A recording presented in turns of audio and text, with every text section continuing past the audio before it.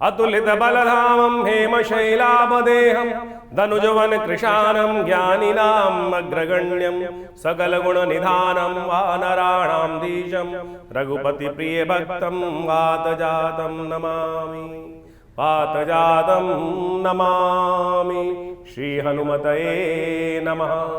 मकर राशि वालों, 16 तारीख की ग्रह गणना बहुत विशेष है आपके लिए। 16 तारीख को शनिवार के दिन शनि जयंती का सुंदर योग बन रहा है। अमावस्या की तिथि में जो योग बन रहा है बड़ा कल्याणकारी योग है आपके लिए। ऐसे में आपकी राशि के दृष्टिकोण से ग्रहों की गणना जो है वो आपके लिए विजय का शंखनाद उत्पन्न करने की योग बनाती दिखाई, लेकिन स्वास्थ्य का थोड़ा ध्यान रखने की जरूरत है। अननेसेसरी का मानसिक तौर पर प्रेशर होने के कारण से थोड़ा सा मानसिक तौर पर जो है वो शायद लोग आपकी उस हृदय गति को पहचान नहीं पा रहे हैं, और बाह्य दृष्टिकोण से कहीं ना कहीं जो लोग आपके साथ दुर्व्यवहार कर रहे हैं वो कहीं ना कहीं आपको अंतराघात करता दिखाई दे रहा है। उससे बाहर निकलने की ज़रूरत है। ये सारा खेल शनि ने बिगाड़ रखा है आपकी राशि के दृष्टिकोण से। इस वक्त शनि को मनाने का दिन है, खासतौर पर ध्यान रख लीजिएगा। इस दिन यदि शनि मान गए तो पूरा साल आपके लिए कल्याणकारी हो जाएगा। कुछ खास उपाय हैं, उन शनि को अवश्य बनाने का प्रयास करें। देखिए, गोचर के दृष्टिकोण से एक ग्रह ही खराब चल रहा है आपका, जो सही रूप से आपके भाग्य को भी दुर्भाग्य में परिवर्तन करने का प्रयास कर रहा है। चाहे आप स्त्री हैं चाहे पुरुष हैं, इस बात का बच्चे हैं चाहे, देखिए बच्चों के लिए पढ़ाई का दिन होता है, तो खासतौर पर शनि महाराज ने इन दिनों पढ़ाई के लिए बैकफुट पे कर रखा है। उनको बुद्धि को थोड़ा सा जड़ता दल रखी है, आलस उत्पन्न करा रखा है, चीज़ों को सही नहीं होने दे रहे हैं। व्यावसायिक दृष्टिकोण से वो भी कहीं ना कहीं कष्ट दे रहा है, वो भाग्य में दुर्भाग्य का योग बनाता दिखाई दे रहा है। घर वाले जो हैं, जो लोग घर में काम करते हैं, स्त्री हैं, तो उनके लिए खासतौर पर कहीं ना कहीं अननेसेसरी की व्यवधि विधान उत्पन्न करने के शनि योग बना रखे हैं। तो शनि को मनाने का प्रयास करें। इन दिनों शनि आपने इस खास स्थिति में शनिवार के दिन शनि जयंती अमावस्या के साथ में योग लेकर जो आई है, शनि मनाने का दिन है।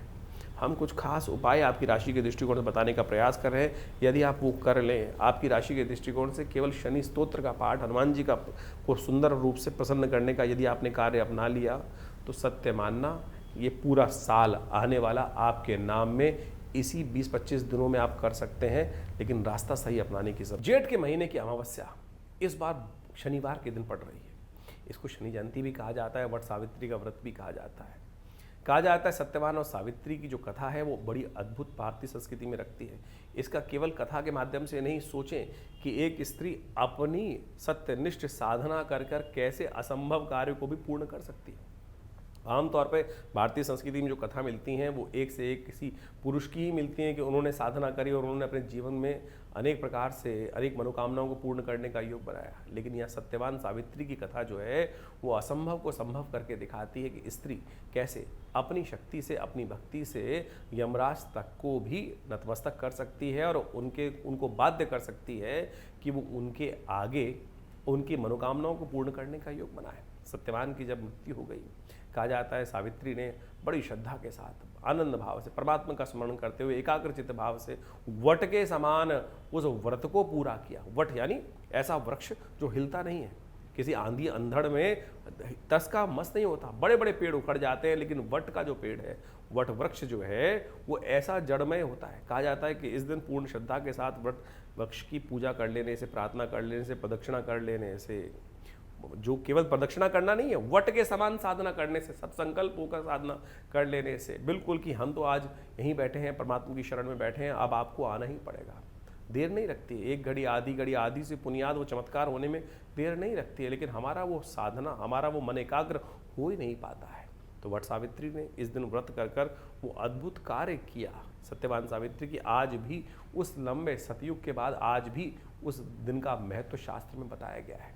तो इसलिए इस दिन बड़ी श्रद्धा के साथ वट वृक्ष के नीचे जाकर दूध अर्पित करें, उनकी प्रदक्षिणा करें वट वृक्ष की, और साथ साथ उनको कहा जाता है कि अपने पति की जीवन की समस्त परिवार के लोगों की सद्भावना के लिए, उनकी आयु की रक्षा के लिए इस दिन पूरी वट वृक्ष की पूजा कर कर उनके नीचे एक दीप जलाकर दूध अर्पित कर कर भगवान ब्रह्मा का सुंदर पूजन किया जाता है, भगवान विष्णु का सुंदर पूजन किया जाता है। समस्त अनिष्टों को दूर करने के लिए जो है वो विशेष तौर पर आयु प्राप्त करने के लिए, आशीर्वाद प्राप्त करने का सुंदर योग मनाया जाता है।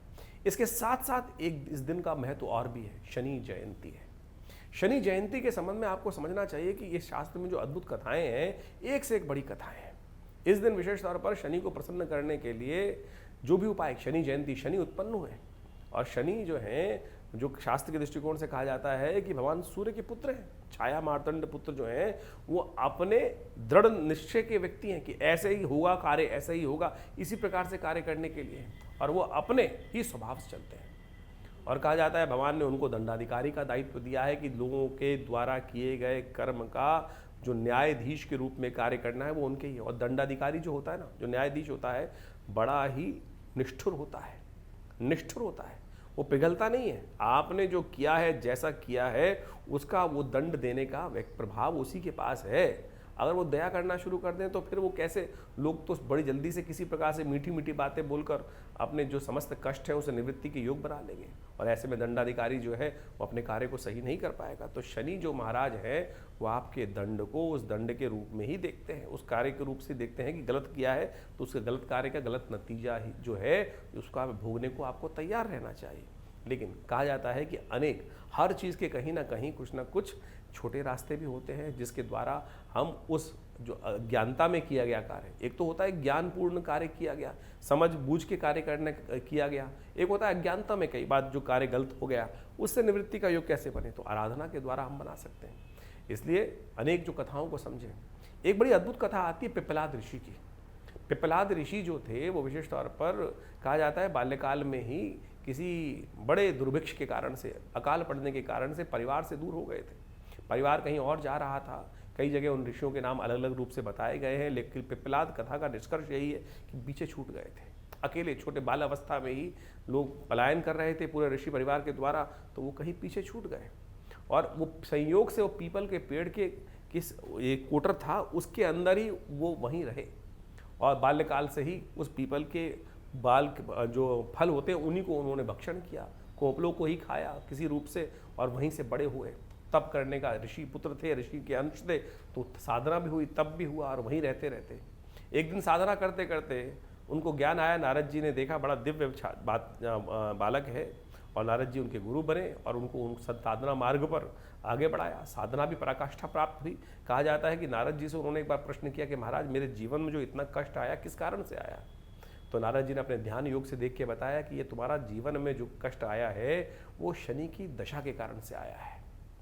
कहा जाता है कि पिप्पलाद ऋषि को बड़ा क्रोध आया और उन्होंने अपने आवेश में आकर आकाश मार्ग पर शनि को देखा, और कहा जाता है शनि वहीं पर आकर सामने जो है उनके योग बल से जमीन पर आकर गिरे, और योग बल से जमीन पर जब आके गिरे तो उनके घुटने टूट गए।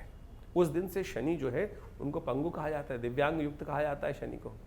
तब जब सब व्यवस्था बिगड़ी तब पिप्पलाद ऋषि ने उनके समक्ष कहा कि भाई आपके कारण से मेरे जीवन में कष्ट आया, मेरे गुरु का ऐसे वाक्य है, तो आप लोगों को कष्ट क्यों देते हैं। इतने में कहा जाता है कि संसारिक व्यवस्था को देखते हुए वहाँ ब्रह्मा भी वहाँ उपस्थित हुए। उन्होंने उस बात को शांत करने के लिए उस ज्ञान, दिव्य ज्ञान को दिया कि आप व्यक्ति अपने कर्म को अपने अनुसार करता है, और कर्म के शनि का इसमें कोई दोष नहीं है। जो कर्म जिस प्रकार से हुआ उसके कारण से शनि दंड देते हैं, और आपके पूर्व अर्जित कर्म के अनुसार से शनि ने आपके जीवन में जिस प्रकार का योग था वो निर्धारित किया, इसमें शनि का दोष क्या। तब उन्होंने अपने योग बल से, कहा जाता है कि बड़ी मुश्किल से पिप्पलाद ऋषि को शांत किया।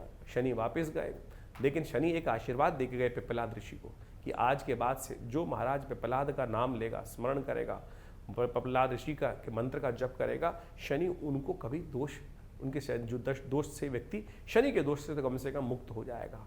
तो इस दिन पिप्पलाद ऋषि का, ये भविष्य पुराण का वाक्य है, भविष्य पुराण की कथा है। ओम पिप्पलादाय नमः, इस मंत्र का स्तवन कर लेना चाहिए। बहुत छोटा सा मंत्र है, इसका मंत्र का स्तवन कर कर आप अनेक अनेक कष्टों को दूर करने का सुंदर योग बना सकते हैं। इसके अलावा एक और रास्ता है, शनि के तमाम दोषों को दूर करने के लिए शनि का एक दिव्य मंत्र है जो कहा जाता है शनि स्तोत्र। नमः कृष्णाय नीलाय शितिकंठ निभाय च, नमः कालाग्नि रूपाय कृतांताय च वै नमः। दशरथ की शनि स्तोत्र है, इसका जो भी नित्य प्रति स्तवन कर लेते हैं, और इस दिन शनि जयंती के दिन तो अवश्य इसका स्तवन यज्ञ करना चाहिए। हम विवेकानंद योगाश्रम में इस दिन जो हमारे सानिध्य में यज्ञ होने जा रहा है, शनि ग्रह शांति महायज्ञ, और साथ साथ शनि जयंती का जो उत्सव रहेगा, उसमें हम पिप्पलाद ऋषि के इन मंत्रों का और साथ साथ शनि स्तोत्र का, शनि के बीज मंत्रों का सबका स्तवन कराएंगे। और इसके साथ साथ एक बहुत दिव्य कार्य करने जा रहे हैं कि शनि के मंदिर तो कहीं शास्त्र में वर्णित बहुत ज़्यादा बड़े रूप में नहीं आते हैं, कुछ कुछ जगह शनि के मंदिर एकाध शास्त्र में वर्णित आते हैं, लेकिन आज दुर्भाग्य ऐसा हो गया है कि हर चौथे गली के अंदर, हर चौराहे पे कहीं ना कहीं कोई शनि की मूर्ति आपको दिखाई दे जाती है। शनि भी सोचते होंगे कि मेरी पूजा करने की पद्धति कहाँ से लोगों ने बना दी, भगवान को छोड़कर लोग शनि की उपासना करने की तरफ बैठ गए हैं। शनि भी बेचारे सोचते होंगे कि किस प्रकार की स्थिति मचाती है। कहा जाता है कि शनि की उपासना, आप शनि के निमित्त जो मंत्र जप कर सकते हैं वो बहुत श्रेष्ठ है, लेकिन आप मुख्य प्रधान देवताओं की उपासना करें ना।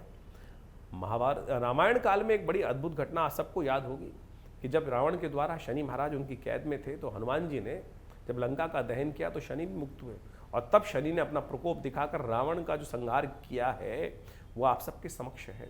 तो आप ये बात सुने, हनुमान जी को आशीर्वाद मिला था शनि के द्वारा कि महाराज आपके जो भक्त होंगे ना, उनको कभी भी मेरे द्वारा जो दंड दिया जाना है उससे उनको रक्षा होने का सौभाग्य बन जाएगा। तो इस बार हमने शनि जयंती पर विशेष तौर पर 100 पाठ हनुमान चालीसा के रखे हैं। हनुमान चालीसा में कहा गया ना, जो शतबार पाठ बड़ जोई छूटई बंद महासुख होई। उससे पहली एक लाइन है, जय जय जय हनुमान गुसाई कृपा करहु गुरुदेव की नाही। कब कृपा करोगे प्रभु? हनुमान जी ही गुरु हैं। तब हनुमान जी से प्रार्थना की गई ना, जय जय जय हनुमान गुसाई कृपा करहु गुरुदेव की नाही। तब अगले वाक्य में कहा गया है, जो शतबार पाठ पढ़ जोई। अब हमारी विचित्र विडंबना ये है कि बहुत सारे लोग इसको भी अपने अनुसार बदल देते हैं। जो शत है, शत का मतलब 100, कई लोगों ने इसको 7 बना दिया घटाकर कि 7 बार पाठ कर लो। शत है, जो शत बार, जो 100 बार पाठ करेगा। जो सत है, सत, वो सात सत्य वाला 7 नहीं है, वो सत है अपभ्रंश भाषा में लिखा हुआ सत। जो 7 बार पाठ पढ़ जोई, जो 100 बार पाठ करेगा। तो हनुमान चालीसा का हमने 100 पाठों का कार्यक्रम रखा है इस दिन 16 तारीख को, शनि जयंती के दिन, शनिवार को, जो इस बार बड़े सौभाग्य से पड़ रही है। तो अपने समस्त कष्टों को दूर करने के लिए आप भी आइए हमारे साथ विवेकानंद योगाश्रम में। ये बड़ा दिव्य कार्यक्रम रहेगा। सवामनी का भोग रहेगा, हनुमान जी का पूजन रहेगा, हनुमान जी को चोला चढ़ेगा। हनुमान जी के 100 पाठ करीब करीब 5 से 6-7 घंटे लगेंगे। आनंद भाव से परमात्मा का स्मरण होगा। 5 बजे से यज्ञ आरंभ होगा। तो आइएगा सुंदर रूप से। और इस दिन हम विशेष तौर पर हनुमान जी के एक सिद्ध जो विशेष तौर पर शनि के ग्रह को दूर करने के लिए काला धागा सिद्ध किया जाएगा, जो हनुमान जी के लिए विशेष तौर पर बड़ा कल्याणकारी है। उस काले धागे को धारण करने का प्रयास करें। पूरे वर्ष तक शनि के तमाम जो दोष हैं उनको निवृत्त करने के लिए सुंदर सुयोग बनते हैं। और हमने इन्हीं कार्यक्रमों में इस मंत्र से, शनि के स्तोत्र से, पिप्पलाद ऋषि के मंत्रों से, इन सब से सिद्ध कर ये हनुमान जी का जो विशेष तौर पर शनि देव की कष्टों को दूर करने के लिए हनुमान जी के मंत्र से सिद्ध इन धागों का निर्माण किया है। आप भी अपने लिए, अपने घर के लोगों के लिए जिन पर शनि की ढैया चल रही है, शनि के बहुत सारे दोष चल रहे हैं, उनको इस धागे को धारण कराएं। देखिएगा अद्भुत रूप से भगवान की कृपा से अनिष्टों को दूर करने के योग बनेंगे। रक्षा कवच के तौर पर यह धागा अद्भुत रूप से कार्य करेगा। भगवान की कृपा से आपके कष्ट दूर होंगे। ये जेठ का महीना चल रहा है और जेठ के महीने में जिस प्रकार से भारतीय संस्कृति में इसके पुण्य को बताया गया है, ये आराधना का सबसे श्रेष्ठ महत्व कहा जाता है। भारतीय संस्कृति में पंचांग के अनुसार से देखें तो वैशाख के बाद और आषाढ़ से पहले ये ग्रीष्म ऋतु का भयावह काल माना जाता है। इसमें 9 तपा भी आता है। 9 दिन ग्रीष्म ऋतु के सबसे जो भयंकर होते हैं वो इसी जेठ के महीने में आते हैं। तो इसलिए भारतीय संस्कृति में इस महीने को विशेष तौर पर बड़े शांत भाव से जीवन को चलाने के लिए कहा गया है। दोपहर में थोड़ी देर शयन करने का नियम शास्त्र में बनाया गया है। तो जिस प्रकार से कहा गया कि वैशाख में खेल, जेठ में जो है धूप में बहुत ज़्यादा बाहर नहीं निकलना चाहिए। 9 तपा के दिन जो ग्रीष्म ऋतु के अनुसार से भी सबसे श्रेष्ठ माने जाते हैं कि उसमें यदि गर्मी पड़ेगी तब आगे जाकर उस प्रकृति का भी आनंद पूर्ण प्राप्त करने के योग बनेंगे। जो है तमाम प्रकार की भारतीय संस्कृति में किसी भी प्रकार को पूरी तरह से उस वैज्ञानिक तथ्य को समझते हुए कार्य किए जाते हैं। और भारतीय संस्कृति के अनुसार से इस समय में सनातन पद्धति के अनुसार से भगवान हनुमान जी के लिए सबसे श्रेष्ठ काल माना जाता है। एक से एक बड़े उत्सव इस जेठ के महीने में आते हैं। वट सावित्री का व्रत अपने आप में ऐसा है कि जो आपकी आत्मसंकल्प शक्ति जो है उसके द्वारा असंभव से असंभव कार्य व्यक्ति कर सकता है। सावित्री स्त्री जिसको हम कहते हैं कि सबसे कोमल मानी जाती हैं, सरल मानी जाती हैं, और जब भारी कार्य करने के लिए उनको कहा जाता है कि आप पीछे हटें, आदमी करेंगे। लेकिन वट सावित्री का व्रत वो संस्कृति का एक ऐसा उदाहरण है कि असंभव कार्य जो सत्यवान की मृत्यु के बाद साक्षात यमराज से अपने पति को वापस ले आए सतीत्व का एक पराकाष्ठा का उदाहरण है, जिसको हमें समझना चाहिए। यानी आप अपने संकल्प के द्वारा कितना असंभव से असंभव, मृत्यु को एक ऐसा सत्य कहा गया है कि वो कटती नहीं है, लेकिन सत्यवान के जो यदि आप उदाहरण समझें, सावित्री ने अपनी साधना से, अपनी विशेष तौर पर अपनी साधना को आत्मशक्ति के बल पर यमराज तक को भी वहाँ नतमस्तक करा दिया और उनके यमपाश से मुक्त कराकर सत्यवान को वापस ले आते हैं। तो ये केवल आपकी साधना का चमत्कार है। उसी दिन विशेष तौर पर यदि भारतीय संस्कृति में देखें तो उस दिन एक पर्व होता है, शनि जयंती कहा जाता है। शनि दंडाधिकारी है और हमने अभी आपकी राशि के अनुसार से उसको प्रभाव को समझाया ही कि क्या प्रभाव आप पे पड़ने वाला है। तो शनि जयंती के दिन आप सब आनंद भाव से परमात्मा का स्मरण करने का सुंदर प्रयास करें। और हमने जैसा आपको बताया कि विवेकानंद आश्रम में आज भारतीय संस्कृति में, भारत के देश में एक बड़ा अजीब सा प्रभाव चल गया है कि लोग हर चौक पर शनि का पूजन बनाकर हर चौक पे कहीं ना कहीं शनि को रख देते हैं ले जाकर। ये यानी इस क्या स्थिति हम लोगों ने कर दी है। हमारे यहाँ पंचदेव उपासना की विधि बताई गई है सनातनियों में, और प्रधान देवताओं की उपासना करने में उनमें शिव भी आते हैं, शिव के अंश हमारे यहाँ विशेष तौर पर हनुमान जी माने गए हैं। तो हनुमान जी की सुंदर आराधना करें। हनुमान जी को स्वयं आशीर्वाद है शनि का कि जो उनकी आराधना करेंगे शनिदेव उन पर कभी भी अपना नेगेटिव प्रभाव, दुष्प्रभाव नहीं देंगे। ये साक्षात शनि महाराज ने, जब हनुमान जी ने उनको रावण की दासत्व से मुक्त कराया था, तो इसलिए हमने आश्रम पर बड़ी सुंदर तरीके से एक पद्धति विकसित करी है कि 100 पाठ जो शतबार पाठ पढ़ जोई छूटई बंद महासुख होई। तो इस शनि जयंती के दिन 16 मई के दिन, शनिवार के दिन ही शनि जयंती पड़ रही है। उस दिन शाम को करीब 5 बजे से सुंदर यज्ञ आरंभ होगा, शनि ग्रह शांति महायज्ञ, और उसके बाद पूरी तरह से 100 पाठ हनुमान चालीसा के 6-7 घंटे लगेंगे। आनंद भाव से सब लोग, जितने भक्तजन उपस्थित होते हैं, सब आनंद भाव से पिछले कई वर्षों से सिद्ध हनुमान जी की प्रतिमा के समक्ष, जो बड़ी सुंदर सिद्ध प्रतिमा है, आचार्य केशव देव जी के द्वारा प्रतिष्ठित है, जिनको पहली सिद्धि हनुमान जी के संबंध में ही हुई थी, और उन्होंने ही इस हनुमान जी की सुंदर मूर्ति प्रतिष्ठित कर कर उनका सुंदर ये कार्य करने का आरंभ किया, और आज उसको ही हम आगे बढ़ा रहे हैं। तो आप सब उस सुंदर यज्ञ में उपस्थित हों और अपने निमित्त, अपने कष्टों को निवृत्त करने के लिए जो कुछ भी कर सकते हैं, अपने वजन के बराबर अन्नदान, तेल का दान करने का प्रयास करें, और साथ साथ हनुमान चालीसा के सुंदर पाठ करने का प्रयास करें। हनुमान चालीसा के जैसे हमने कहा 100 जो शतबार पाठ पढ़ जो छूटे बंद महासु कोई, वो भी कर सकते हैं। इसके साथ साथ शनि स्तोत्र का पाठ सबसे श्रेष्ठ रहेगा। दशरथ के शनि स्तोत्र का पाठ इस दिन करना, पीपल का पूजन करना और तेल का दान करना, ये सब अनेक उपाय हैं जिनको आप कर कर अपनी समस्याओं का निदान कर सकते हैं और कष्ट का से निवृत्ति प्राप्त कर सकते हैं। देखिए, जीवन में भार है, हम कष्ट भोग के कर लें या अपने कष्ट जीवन में बड़ी मेहनत से कमाए हुए धन के द्वारा उसको दान करके उसी कष्ट की निवृत्ति भी कर सकते हैं। ये बहुत समझने की आवश्यकता है। एक बड़ी विचित्र बात समझ में आती है लोगों के, आज हम सोचने की ज़रूरत है कि दान किसको किया जाए। कई लोग कहते हैं दान मैं किसको करूं, और दान आपको समझना पड़ेगा कि दान किसको करना चाहते हैं आप। हमारे यहाँ 2 भाव रखे गए हैं। एक तो विशेष तौर पर दान करने की व्यवस्था इसलिए बताई क्योंकि शनि का दान आमतौर पर कोई भी पढ़ा लिखा आदमी लेता नहीं है, और ब्राह्मण भी आजकल हिचकने लगे हैं कि शनि का नाम से दान करोगे, सतनाजे का मिला हुआ दान करने के लिए जाओगे तो पहले कहेगा भैया जो श्रेष्ठ ब्राह्मण होंगे, जो पूजा पाठ ज़्यादा करते होंगे, तो धन संपन्न युक्त होंगे, वो शनि के दान लेने से थोड़े से कतराते हैं। तो अब सवाल उठता है कि शनि का दान किसको किया जाए। देखिए, एक तरह से हम समझें कि दान के 2 प्रभाव हैं। एक तो वो पुण्य कि जिसका हमको तत्काल आवश्यकता है उससे मिल जाए, और दूसरा पुण्य वो है कि जो मरने के बाद प्राप्त होगा। सकाम और निष्काम 2 प्रकार के कर्म कहे गए हैं। दान श्रेष्ठ जो है वो निष्काम ही है, निष्काम भाव से किया जाए, लेकिन निष्काम जो भाव से कर्म किया जाता है उसका फल जो है फिर तो अगले जन्म में प्राप्त होगा।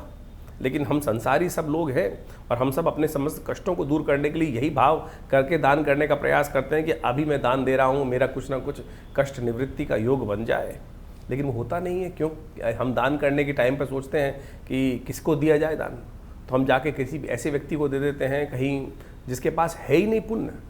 जिसके पास कुछ पुण्य हो उसी से तो आपको तुरंत लाभ मिलेगा। जैसे किसी ब्राह्मण से आपने अपना पूजा पाठ कराया, और पूजा पाठ कराने के बाद उन ब्राह्मण पंडित जी ने आपके निमित्त कुछ मंत्र जप किया और उनको आपने दान किया, तो वो पुण्य आपको मिल जाएगा। तो यानी वो पुण्य हाथ के हाथ आपको प्राप्त हो गया। अब जिस व्यक्ति को आप दान देने जा रहे हैं, कोई भी व्यक्ति रास्ते में खड़ा है, शनि के निमित्त कोई भी, जैसे दिव्यांग व्यक्ति, कोई भी, किसी को भी आप दान करने की सोचते हैं, पुण्य तो मिलेगा, जब भी वो अर्जित करेगा पुण्य उसका तो अकाउंट से निकलकर आपको मिल ही जाएगा, लेकिन वो फिर मिलेगा अगले जन्म में जाकर।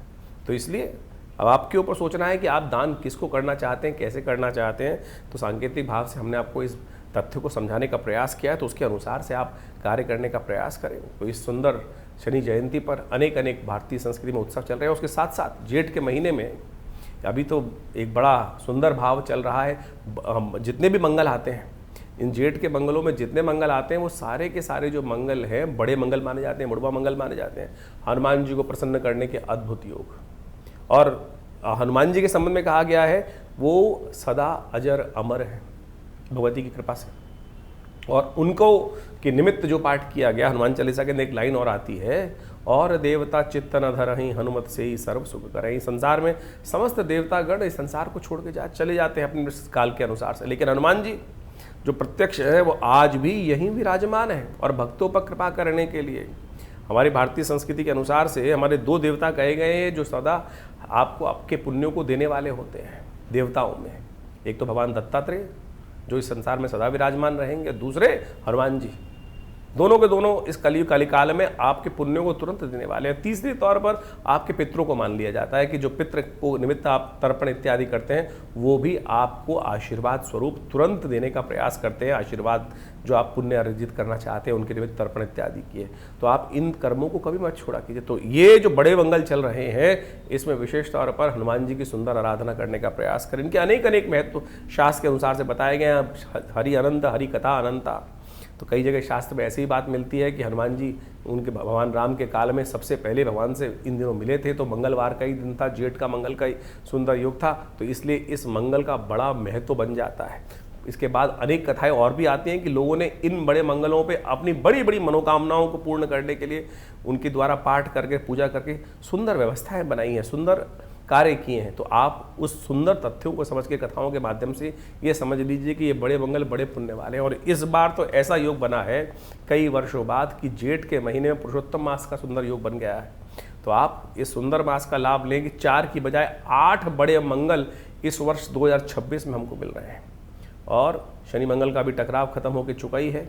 और ऐसे में शनि मंगल जब आमतौर पे हमने ज्योतिष गणनाओं के अनुसार से देखा कि शनि मंगल जब एक साथ होते हैं आमतौर पे लोग को लगता है कि बड़ा भयावह योग बनता है, लेकिन इतना अनिष्ट नहीं करते हैं। लेकिन जब शनि मंगल पास पास होते हैं, एक राशि पीछे या एक राशि आगे होते हैं, तब ज़्यादा भयावह स्थिति उत्पन्न कर देते हैं। तो इसलिए जब तक ये यहाँ शनि महाराज के से एक राशि आगे मंगल चल रहे हैं और मंगल पूर्ण ताकत में आ गए हैं इस समय में, तो ये मान के चलें 20 जून तक ये बड़े मंगलों का योग भी बढ़ने वाला है।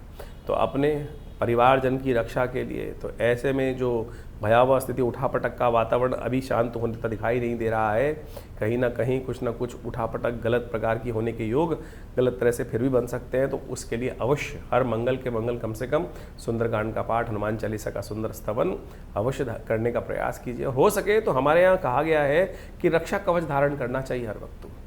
हनुमान जी का रक्षा कवच, हनुमान जी का जो धागा है सुंदर रूप से उसको धारण करने का प्रयास करें। हनुमान जी के मंत्र से सिद्ध धागा जो धारण कर लेते हैं, कहा जाता है उनके बहुत सारे कष्ट दूर होने के सुंदर सुयोग बन जाते हैं। तो इस प्रकार से जो हमने आपको पहले भी बताया उस हनुमान जी के सुंदर धागे को धारण करने का प्रयास करें। भगवान की कृपा से आपके बहुत सारे कष्ट दूर होने के अद्भुत योग बनते रहेंगे। तो इस प्रकार से ज्येष्ठ के महीने में जिस प्रकार के योग बने हैं उन सब का रास्ता, निवारण का मार्ग भी हम आपको आपके समक्ष उपस्थित करते रहते हैं। और ज्योतिष को सरल रूप से कथाओं के माध्यम से इसलिए है क्योंकि कथा टेस्टिमनीज हैं, कथा निष्कर्ष हैं।